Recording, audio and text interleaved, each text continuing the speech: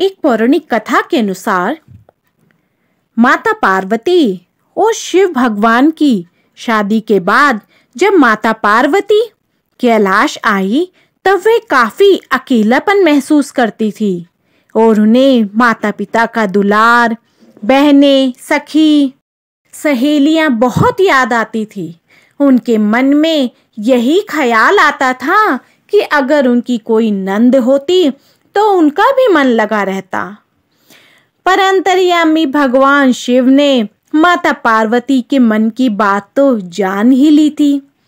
जब भगवान शिव ने माता पार्वती से पूछा कि क्या कोई समस्या है, तुम इतना उदास रहती हो, चुप चुप रहती हो, तब माता पार्वती ने कहा नहीं, कोई समस्या नहीं है। पर जब कई बार भोले बाबा ने कई बार उनसे पूछा तब उन्होंने कहा कि काश उनकी कोई नंद होती जिससे वह अपने मन की हर बात उनसे कह पाती, वह अकेलापन भी महसूस नहीं करती। तब भगवान शिव ने कहा मैं तुम्हें नंद लाकर दूंगा, लेकिन क्या आपकी उनके साथ बनेगी? पार्वती जी ने कहा भला मेरी नंद के साथ क्यों नहीं बनेगी। ऐसे में भगवान शिव ने एक देवी को उत्पन्न करके कहा कि यह लो, ये तुम्हारी नंद आ गई है, जिनका नाम असावरी देवी है। माता पार्वती अब अपनी नंद को देखकर काफी प्रसन्न हुई और देवी असावरी को स्नान करवाने ले गई और फिर आकर भोजन करवाया।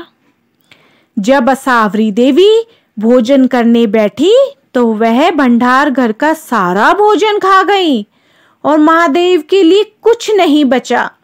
इससे अब देवी पार्वती दुखी हो गई।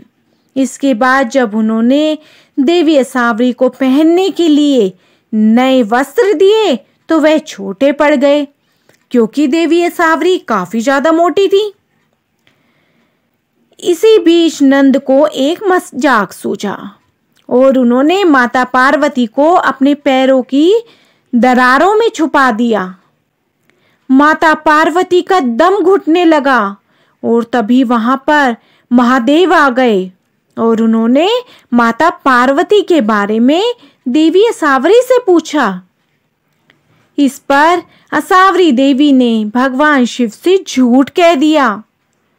मगर जब भगवान शिव ने कहा कि कहीं ये कोई तुम्हारी शरारत तो नहीं, तब देवी असावरी हंसने लगी और जमीन पर पांव पटक माता पार्वती को बाहर निकाल दिया।